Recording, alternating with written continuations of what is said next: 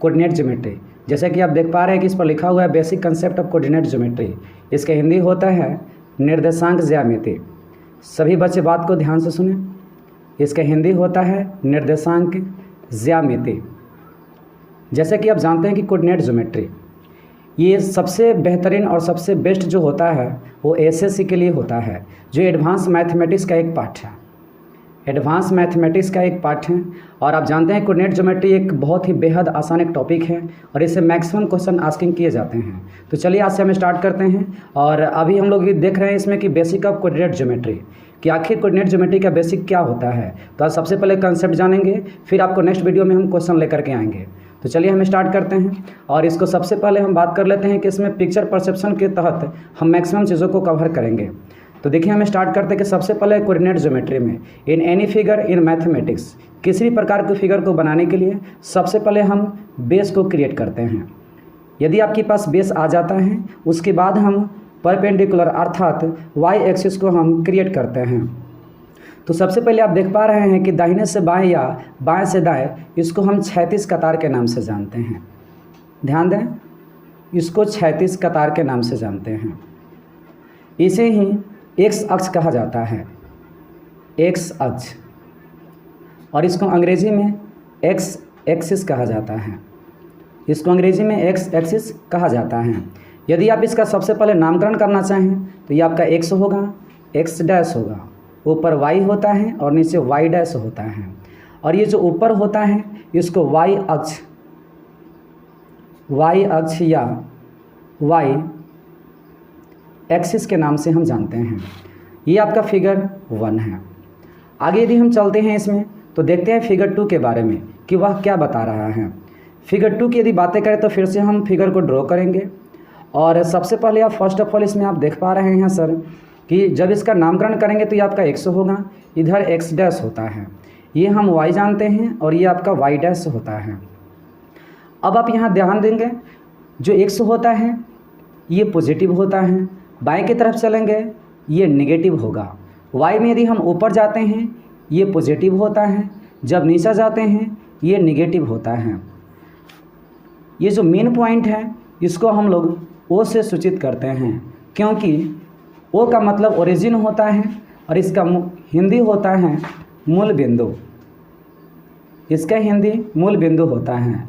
इसका अन्य नाम हम जानते हैं कि उद्भव केंद्र होता है। इसका एक और नाम होता है जिसको हम उत्पत्ति केंद्र के नाम से जानते हैं। आगे यदि हम बात करते हैं कि जब हम ऊपर की दिशा में चलते हैं इसको अपवर्ड कहा जाता है, इसको अपवर्ड। जबकि हम नीचे की डायरेक्शन में चलते हैं इसको डाउनवर्ड कहा जाता है, डाउनवर्ड। तो ये रहा आपका फिगर 2। आगे यदि हम बात करते हैं फिगर 3 का, पूरे कंसेप्ट को हम लोग फिगर के तहत पढ़ेंगे और इसका आप लोग नोट्स बनाते चलेंगे ताकि आपको आगे चले कोई परेशानियां नहीं हो। ये काफ़ी स्लोली हैं। आगे हम बात करते हैं फिर से इसका, जब हम नामकरण करते हैं तो ये आपका एक्स होता है, ये एक्स डैश होता है, ये वाई है, वाई डैश है। इसको हम लोग ओ से सूचित करते हैं और इसका निर्देशांक 0,0 होता है। अर्थात हम जानते हैं कि किसी भी बिंदु में इन एनी पॉइंट्स, ध्यान दें, किसी भी बिंदु में x और y की आवश्यकता होता है। और इसमें आप देख पा रहे हैं कि x को हम लोग भुजिया x निर्देशांक कहते हैं, भुजिया x निर्देशांक कहते हैं। जबकि नेक्स्ट आपका y है, y को हम लोग कोटि या y निर्देशांक कहते हैं, कोटि या y निर्देशांक कहते हैं। आगे हम बात कर लेते हैं, ये आपका पहला चतुर्थांश होता है, ये आपका दूसरा चतुर्थांश होता है, ये आपका तीसरा होता है और ये आपका चौथा होता है। अर्थात हम कह सकते हैं कि एक कोऑर्डिनेट ज्योमेट्री में कुल 4 चतुर्थांश उपलब्ध होते हैं। तो चलते हैं हम इसके, ये आपका फिगर नंबर 3 है, ये फिगर 3 है। आगे हम चलते हैं फिगर 4 में। ध्यान दें, फिर से हम फिगर को ड्रॉ करते हैं। आप सभी बच्चे बात को ध्यान से सुनने का प्रयास करें। जो ये फिगर क्रिएट हो रहा है, आप देख रहे हैं कि ये पहला चतुर्थांश है, ये दूसरा है, ये आपके पास तीसरा है और ये आपके पास चौथा है। जब इसका नामकरण करते हैं तो ये आपका x है और ये आपका x डैश है, ये y है और ये y डैश है। जैसा कि अभी आपको प्रीवियस फिगर में बताया गया है कि यहाँ पर ये पॉजिटिव होता है, ये आपका नेगेटिव होता है, ऊपर फिर पॉजिटिव होता है और फिर नीचे आपका नेगेटिव होता है।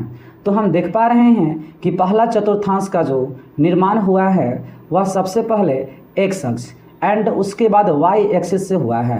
तो इसका जो चिन्ह होगा, जो इसका चिन्ह होगा x, y, आप देख पा रहे हैं कि x पर प्लस है और y पर भी प्लस है। सो इसका जो चिन्ह होगा प्लस, प्लस होगा।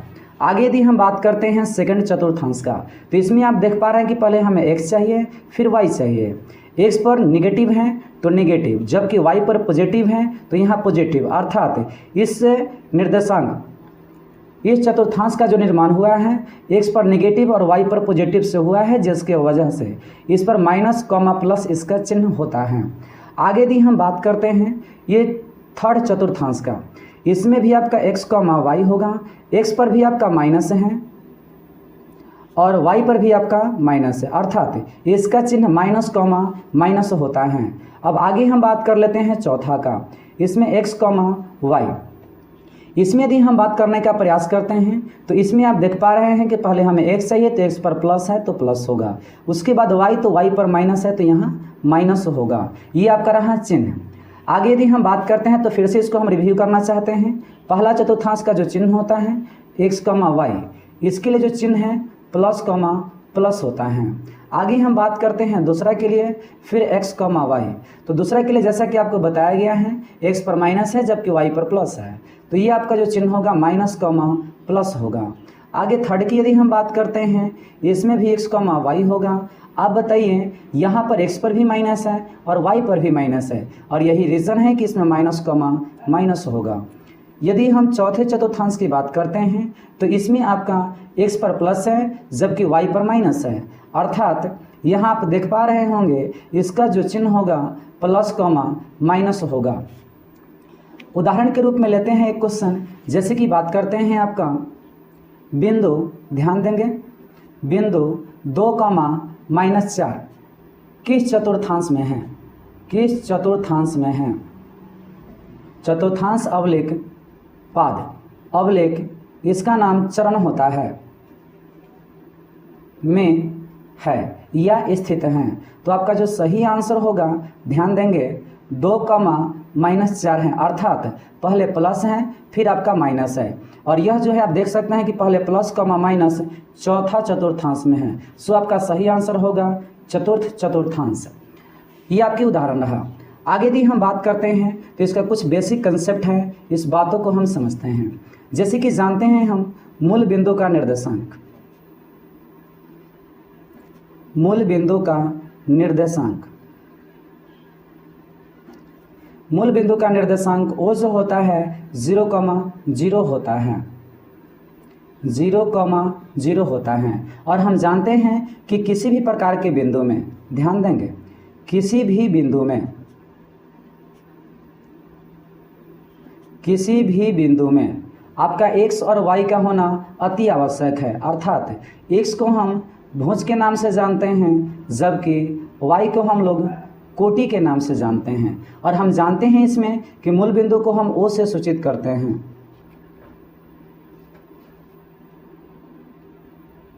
मूल बिंदु को O से सूचित करते हैं।